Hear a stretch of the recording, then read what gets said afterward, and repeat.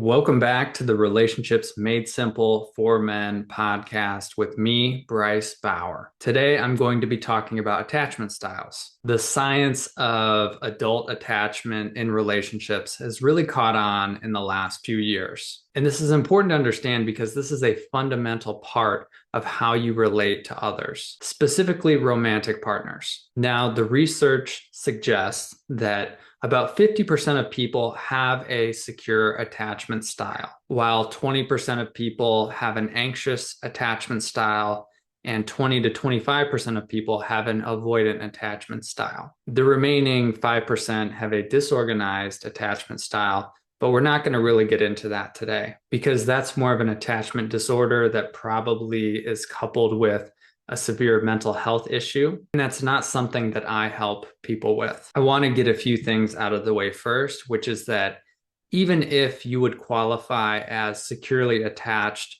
you are going to lean one way or the other, either anxious or avoidant when there is stress present. So even if you do feel like you are securely attached, the question to be asking yourself is, which way do I lean and which way does my partner lean?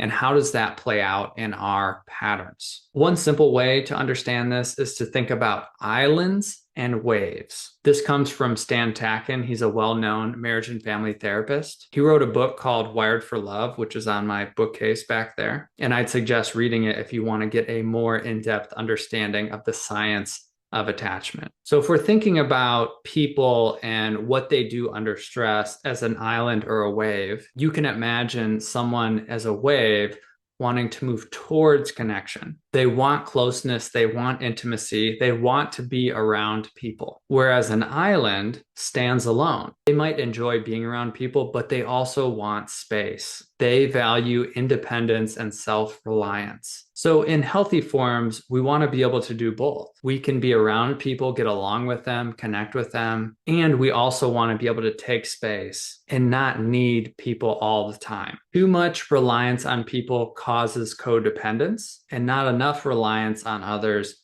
causes isolation. And both of these things make us less connected to ourselves because we need people to provide a mirror into our own worlds if we really want to grow. And we also need to feel strong enough in ourselves to confront being alone because the relationship to ourselves is the one relationship that we will never lose. We can lose other relationships through death and breakup and general disconnection in our everyday lives, but we're never going to lose this. So we have to be strong here. So when you have two people trying to balance themselves out and each other to grow their capacity and learn to be differentiated and connected, this creates a powerful force. And the way that I like to think about this is, what can our relationship handle? If we both know how to support each other and ourselves, we can probably handle a lot. We can handle the little miscommunications that happen day to day, and we can handle the big life events, unplanned emergencies, the tragedies, the unexpected life changes that happen to everybody. That is really the goal of doing this work. And what I find fascinating is that people tend to couple with their opposite attachment style or leaning, even if it's subtle. And it can be easy to look at this as a problem because sometimes the thing that we're wanting is the opposite of what our partner wants. So we might try to give them the thing that we would want, but they want the opposite. And this can be really hard for people to understand because you've only lived in your experience and you've set up your hierarchy of values. For instance, when Jenny and I first started dating 10 years ago, I was hyper independent. I had just spent 2 years traveling around the world alone. I mean, I would see people at hostels and I had a couple of friends visit me for a week or two. I had jobs, so I had coworkers around, but I was really 100% reliant on myself and I thrived in that experience. The freedom to do whatever I wanted, whenever I wanted. And my strategy, if someone wanted to do something different than me, was simply to say, okay, well, you go do what you want to do, and I'll do what I want to do, and then we'll both be happy. In my head, this made perfect sense. So when I got with Jenny, who really values connection and working through things to find a solution to where we can both do what we want together, I would hit my capacity sometimes. It doesn't seem like we can find a solution that's really going to feel good for both of us. It was often like me wanting to do a trip somewhere. And if she wasn't into it, I would be like, okay, well, you can stay and do whatever you want to do, and then I'll go. And this was really painful to her. And I did not understand. Why can't you be okay with us parting ways just temporarily, because we can always come back and be together later? I didn't want to end the relationship. I just wanted a lot of freedom to do whatever I wanted still. But what I understand now is what was really happening underneath the surface was anxiety. The desire to go out and do a trip was real, but the experience of trying to work something out together brought up a lot of fear in me. The avoidance core fear is being controlled or trapped. And that's what was coming up in me. Whereas Jenny's core fear is being abandoned as someone who is more anxiously attached. Their fear is that the people that they want to spend time with will slowly drift away from them or disappear altogether. And so even though we were talking about something really simple like a few-day trip, what was really going on underneath the surface at a nervous system level was fear and anxiety. And what I know now is that is the thing that actually needs to be focused on first. I see people get stuck here all the time because they're focused on creating a solution, but sometimes there isn't a solution. And by solution, I mean something that will feel good for both of us long term. Yeah, I can just take off on my trip, but I'm going to be holding this tension, this knowing that this didn't feel good for my partner. And Jenny could sweep her needs under the rug and say, oh yeah, go ahead, do whatever you want. She's going to be holding this tension that I don't really get her, or that I don't really value our connection. And some couples will play this pattern out over and over and over. Even though they might make logical decisions about what to do, there's still the underlying current of fear and anxiety. And then it will come out in weird ways. Sometimes couples come in to see us, and on the surface, it looks fine. Like they solve problems easily. They have their way of managing tasks. But underneath, they feel like my partner doesn't really care about me, or they don't understand me. So this is what they're really fighting about. And this won't go away unless we understand it together and deal with it directly. This is why relationships are confusing, because there's so much going on underneath the surface that we don't see. And as a professional working in this industry, I have the luxury of being objective and getting really curious about how someone sees things and thinks about things and feels. But if you've been playing this pattern out for a while with your partner, they can start to look like competition. They can look like the enemy, the one who's criticizing, blaming, and that is not a good position to be in. So what to do about this? If you're in a relationship with somebody who has the opposite attachment style to you, or they lean opposite to you, how do you work with that? The first thing that I'd want you to do is think about your attachment styles as a spectrum. You have anxious on one side and avoidant on the other. Now, if you are both on extreme ends of the spectrum, you're definitely going to want to get some support, because odds are you're probably reacting more from some traumatic experiences in your life or extreme neglect. That's how people develop extreme attachment styles. Your partner's probably not going to be able to help you with it yet. And I can give you some examples.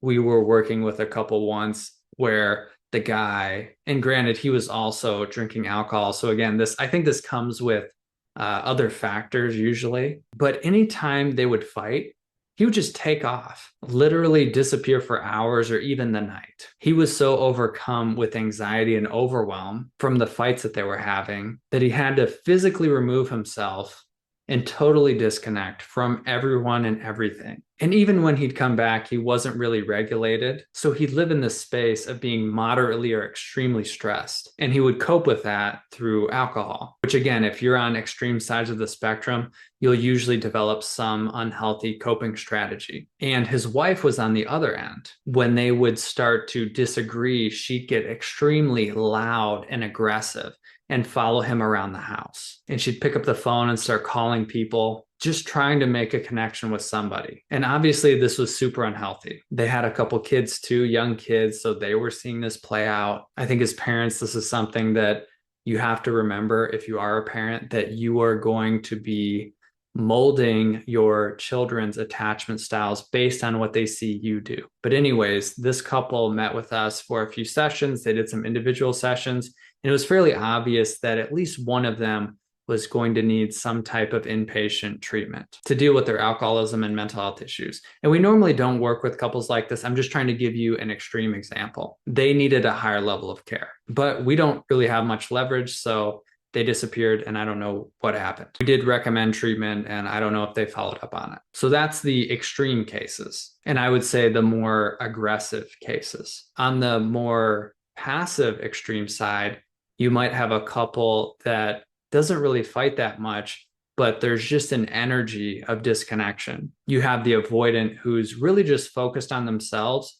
Maybe they work full time, they have a lot of hobbies, they travel, and they neglect the family and the relationship. And the person who's more anxious sees this and in response just kind of does their own thing too. They sweep their needs under the rug as far as the relationship's concerned, and they outsource their needs to other people, friends or family or their children. And so you might not see them fighting, but there's extreme forms of avoidance and anxiety here. They might even struggle to look each other in the eye and have a conversation. And people can do this for a very long time. It always surprises me, especially if there are jobs involved where there's a lot of travel and there are children involved. You can really live separate lives without having much contact with each other for years. And often where this will come to a head and where people will reach out to us is when the kids are getting old enough to start to move out of the house or live their own lives, get their driver's license. And all of a sudden,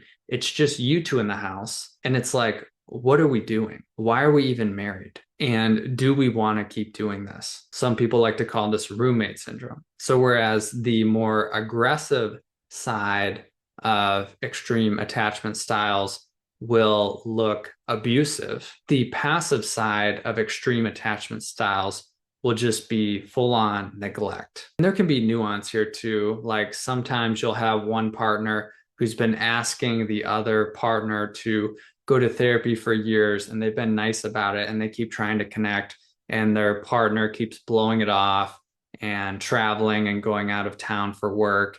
And they feel okay enough about how things are going, but the pattern just sucks. They don't have the relationship that they really want. And this is a segue into the more subtle stuff, because even if you do have a secure relationship, you have some dynamic that you play out. And you may notice this during transitional periods. So when you've been away from each other and you come back together, maybe after work, one partner wants to go be by themselves, maybe get on their phone or do more work or a hobby or tool around in the garage. And the other partner wants to connect and share about their day, attempt to co-regulate and connect. And maybe they do that a little bit, but there is some push-pull energy there. One person's trying to get out, one person's trying to come in. And it can start to go sideways when maybe a criticism is brought in. And in my experience, this usually comes from the anxious person because they're trying to reach and connect. So they may say something like, hey, whenever you get home, you always go straight to the garage or you get on your phone. And I could really use some help with the kids or making dinner. And the avoidant partner is already overwhelmed. So they're like, you're always criticizing me. You're always telling me what I'm doing wrong. It's never enough. And that escalates into a fight, or they just part ways. And they'll go through this pattern every week or every other week, once a month, whatever. So transitions are one time to watch out for your patterns, and also high value activities for one person. So one of these might be around parenting. So one partner wants to lean in and learn a lot about parenting and be really engaged with the kids. And the other parent's like, yeah, just let them do what they're going to do. They're going to learn as they go. That can cause friction. Money can be another one. One person wants to spend time budgeting and looking at finances. The other one's like, I don't even want to see it. Let's just keep doing what we're doing and hopefully it works out. Sex can be an interesting one because sometimes the avoidant might be the one that wants to have sex more because it's one way that they know how to connect to themselves and their partner. And the anxious person is like, no, I don't want to have sex with you unless I'm feeling connected to you. And that can cause tension. It's an issue of sequencing. Or with extended family, sometimes one partner wants to be really engaged with their family, their parents, their siblings, and the other partner's like, I could take it or leave it. These are usually high value experiences for people. And you've noticed I haven't introduced genders into this, but you've probably already made the connection that men tend to be more avoidant in my experience and women more anxious. And there are reasons for that. I think conditioning plays a big role. The last thing you want to be is like a needy man, and women get shit for being too independent. So there are those pressures at play. There's also the dynamics of leadership in any given area of your life. Women have a harder time stepping into that and really holding it confidently because they're taught to be submissive to men and to be led by men. And men have a hard time giving up control because it's just the opposite. Men are taught to lead and be in control and be in power and be strong and to not be followers, to always be right. And that makes it really hard to be someone who follows or is led by somebody else. So I know I'm throwing a lot at you. There's a lot to pay attention to and think about here. And what you really want, probably why you clicked on this podcast, is to figure out how to do this better. How do we manage our attachment styles when there's stress or big feelings? One way I like to think about this is the circle of influence. The one person that you have the most control over is you. So if you are feeling stressed or anxious or upset, the most important place to invest is your relationship to yourself, to figure out what's really going on with you, even if your partner isn't willing to do anything. Through the process of developing yourself, understanding yourself more, having more compassion, that will help you be better informed to figure out what you need in the relationship and what you want to do. And there's no magic formula for this. You can be by yourself or you can reach out for support, but the goal is to get centered within you, to feel into your body, to slow down. This is how we start to manage our nervous system. I'm going to be okay no matter what happens. I have options. I have choices. I can trust myself. And you want to have a practice to do this. Some people find meditation and yoga helpful. Some people find exercise to be where they find their spirituality or being outside. It could be having close friends or mentors, a coach or therapist to talk to. I mean, I'd recommend doing all of that if you can. And if your partner's up for it, you can start to get educated together. Listen to a podcast like this together so that you can create a shared language and understanding around your patterns. And if you're more of the avoidant type, like myself, you're going to have to really fight the urge to disconnect, to be kind to yourself, to be kind to your partner, to listen to them, to get curious, to not always go on the defensive or need to be right, to communicate if you do need to take space,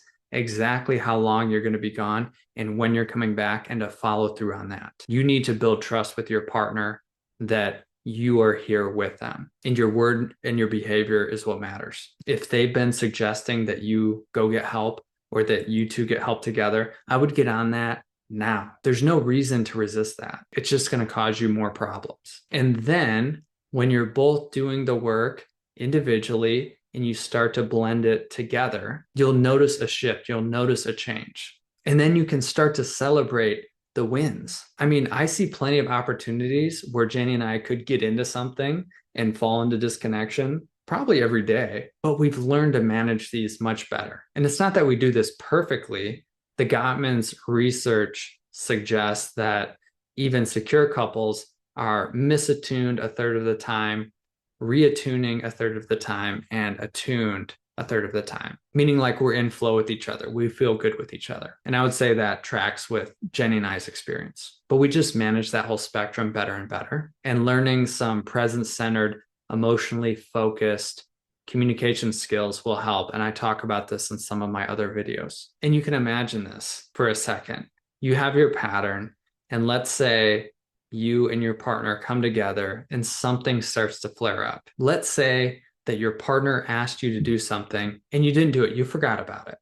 Honest mistake. And she brings it up to you. Hey, you said you'd call the kids' school and figure out what they need. You didn't do it. And instead of going into, oh my God, you're always criticizing me. I just got home from work and I have so much on my plate, blah, blah, blah, blah, blah. You were able to take a breath and say, you're right. That's my mistake. I'll do it today. It seems like you're frustrated, and that makes sense. Is there anything else that you're needing from me now? And she gets to say, thanks. That feels really good that you can see that. Thanks for being so open. No, I think that's all I need right now. I know that sometimes you need a few moments to decompress when you get home from work. So makes sense that you're overwhelmed. Go do what you got to do, and let's reconnect here in like 30 minutes. Does that work? And you're like, yeah, thanks. Conversations can go like this. And then when you come back together later on, things are actually good.